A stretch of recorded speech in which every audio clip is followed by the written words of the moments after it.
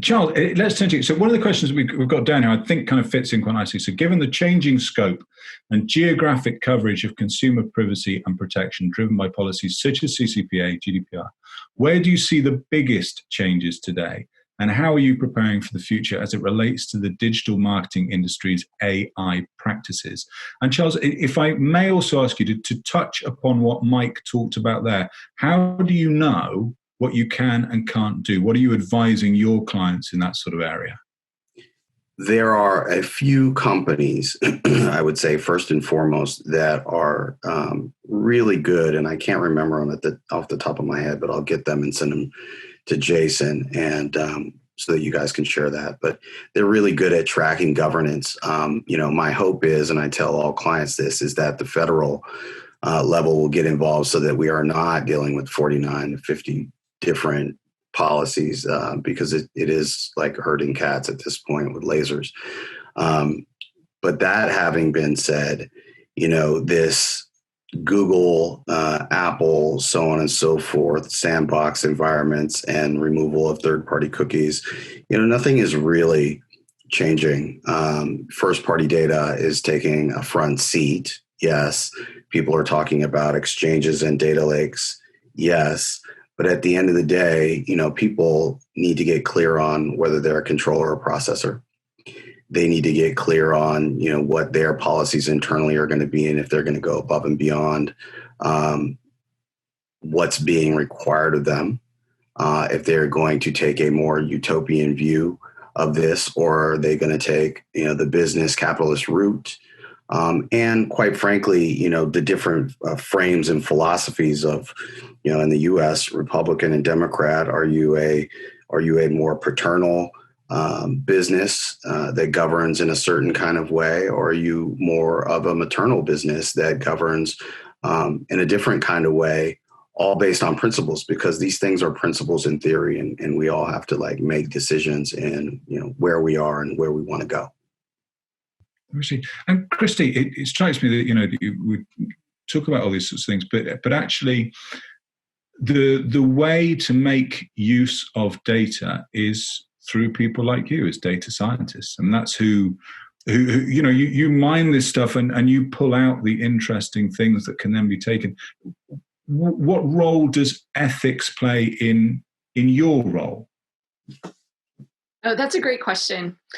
I will say that as a person who works for a technology company that warehouses data and manipulates data and does a lot of data science and other great things with data, security is literally a topic of conversation that I have every single day, if not 10 times a day.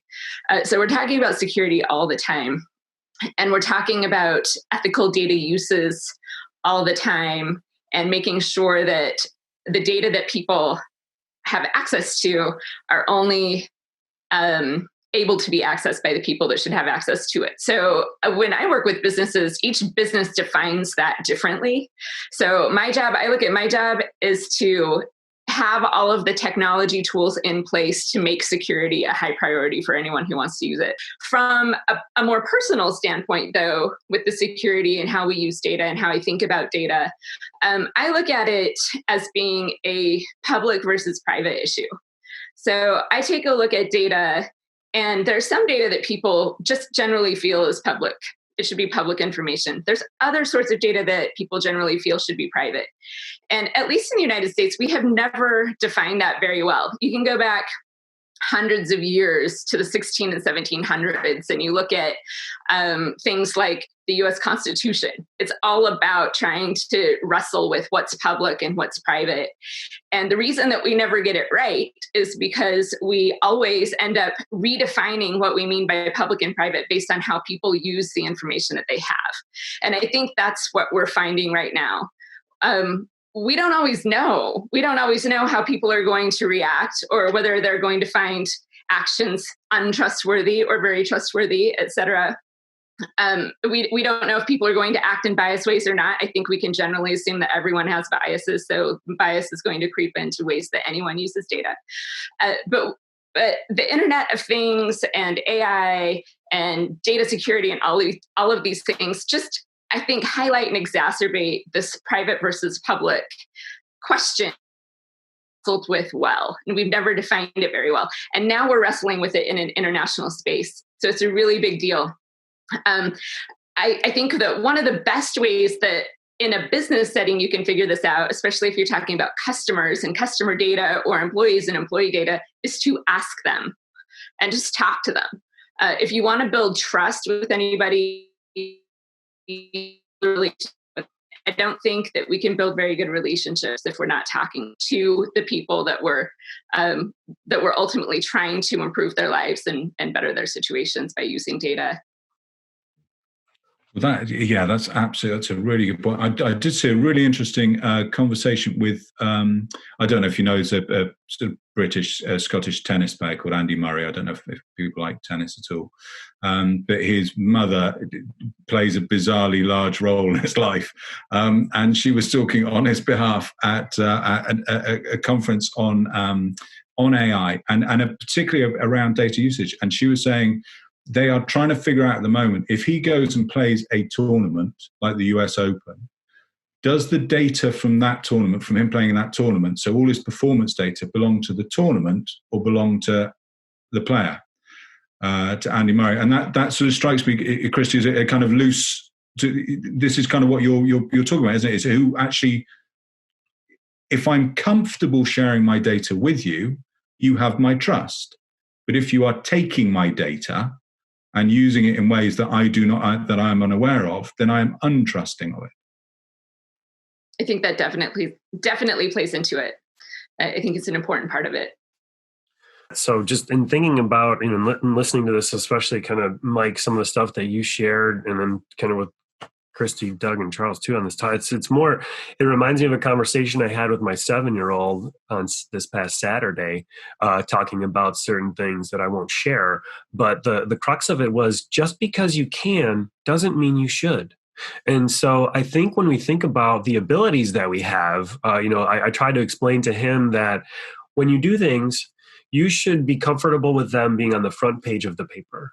Right. And then I had to explain to him what a paper was. But then the point being that we should be proud of what we do. And so I think, Mike, when we think about those business decision making, right, where it's like, well, I can do this. I can use artificial intelligence to figure out next best action in marketing to try to get you to come in to get this really nice fair trade organic French roast that I really like at Big B. So thank you for carrying that. But I think, we can do certain things. And I think of an example, we worked with a retailer here recently, they're a national retailer, and they're trying to figure out, coming out of COVID, where they should bring back their workforce. And so we looked at cell phone based mobility data and trying to figure out in what, zip +4 zones are people leaving their homes, because who's going to be coming to purchase their goods from your location? And so that data came from a variety of sources. And I feel like, well, yeah, okay, you downloaded this app on your phone that you got probably for free. And, they're not just doing it out of the goodness of their heart. You should expect there's some exchange of, value there. And they aggregate your data, and we use it to help a retailer figure out who to bring back from being furloughed. Like, I feel like, yeah, we're using data that you kind of think is private, but I feel like that's a good way, and I feel like that's okay. And I think when you think about it, like, if I'm Bigby and I'm thinking about going up against Starbucks, it's if you're making decisions that are ethical, I think in the end, maybe I'm just too optimistic, but I think it's all going to come out, right? So I think if Starbucks is doing something, that they shouldn't, and, legally shouldn't, I'm not talking about it. Really, like, laws I don't think are quite as evolved. So I don't think the law should actually be what we're using to judge what should and shouldn't happen in this and in many cases. But I think that will come out. And then when you lose trust, like, that is, we've talked about that, trust, like, that is really hard to get back.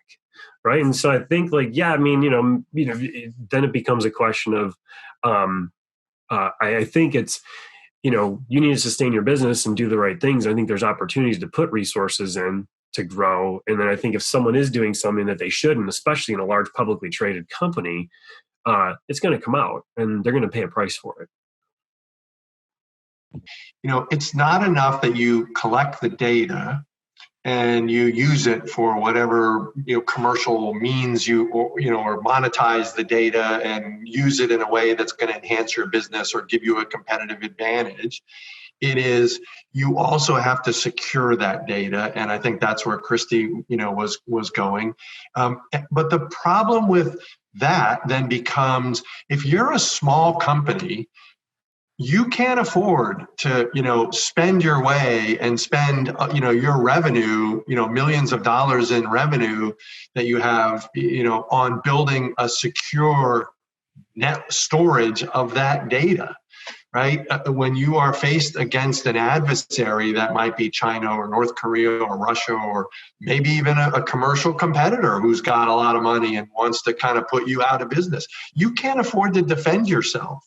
Whereas an Amazon or a big, like even companies like Garmin that, got hit with ransomware and got, was put down, right? That cost them a lot of, millions of dollars, I'm sure, right? Now you're a small company, maybe you're Big B Coffee. I don't know how big Michael's company is. I've had Big B Coffee and it's great coffee and I love it, and was talking about that at the beginning. But, if somebody got in and stole his data that he was collecting, that has a business impact. And so I think the challenge becomes not only, building the trust that we talked about, but in the security of that data.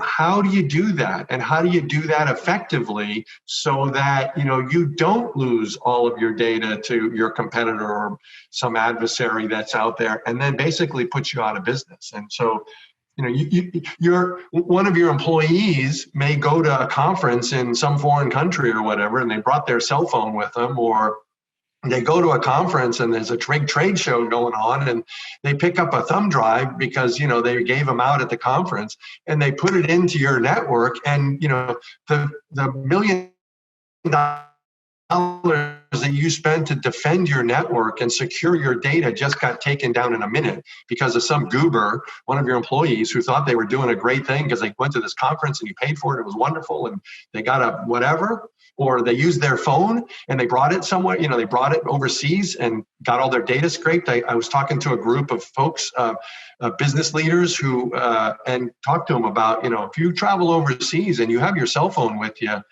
the chances are if you go to an adversary country, your data is compromised. And there was a senior government official in the room, and he's like, I went to China and I sent a text out back to my home, to my family at home, and a picture of an empty building, and said, if you build it, they will come. And the next thing you know, his phone didn't work. And I said, I hope you have a new phone. Right. And so it comes down to security, and I'll just stop there, but it's security. And if you're a small company, you may not be able to afford protecting the data that you're collecting on your customers and others to have that competitive advantage, especially if somebody breaches into your network. Jason, this must be something that you have to talk about with clients.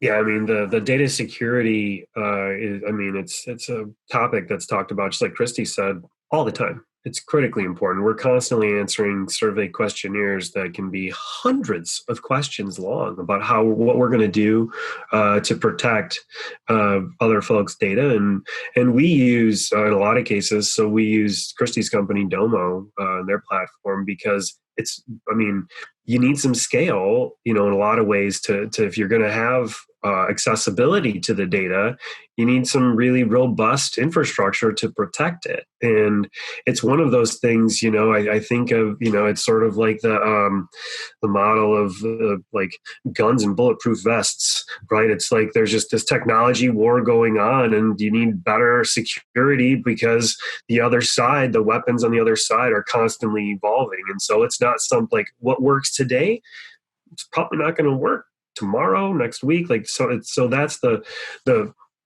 requirements around data security are really high.